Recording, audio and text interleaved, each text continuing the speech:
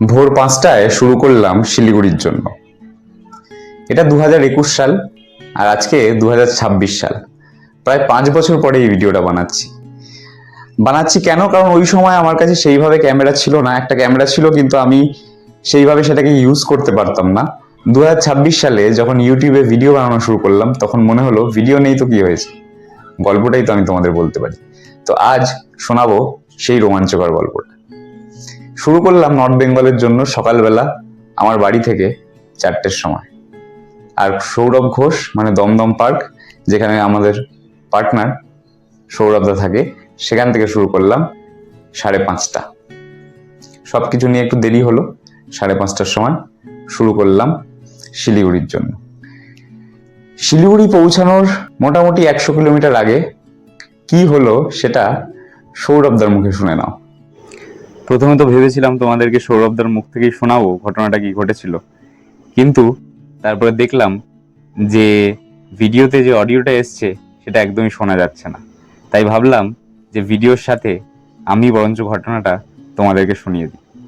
যেটা হয়েছিল সেটা হচ্ছে ধানতলায় শিলিগুড়ি আসার প্রায় 100 কিলোমিটার আগে আমার বাইকটা একটা বিশাল গর্তের মধ্যে পড়ে গেছিল রাতের অন্ধকারে, এবং আমি তখন ঠিক বুঝতে পারিনি। আমার সামনে একটা লরি ছিল, যে লরিটাকে আমি দেখলাম, আমি যেহেতু ফলো করছিলাম তার কারণ যেহেতু সামনেটা আমি দেখবই, এবং আমি ভাবছিলাম যে কতক্ষণে আমি সাইড কেটে বেরিয়ে যাব।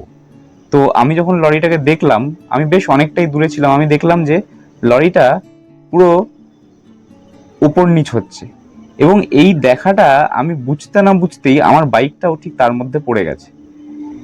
তাতে যেটা হলো সেটা হচ্ছে আমরা সামনের চাকার রিমটা, মানে টায়ার তো ফেটে গেছেই, তাছাড়া রিমটাও বেঁকে গেছে।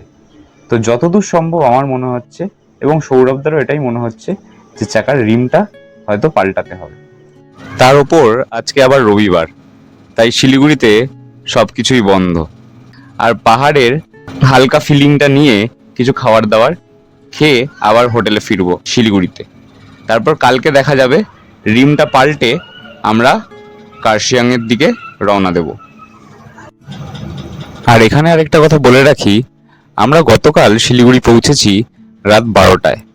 অনেকক্ষণ সময় লেগেছে, প্রায় 17-18 ঘন্টা সময় লেগে গেছে, কারণ বুঝতেই পারছো প্রথমবারের রাইড, তাই অনেক কিছু উল্টোপাল্টা হয়েছে, তার উপর চাকা ভেঙে গেছে।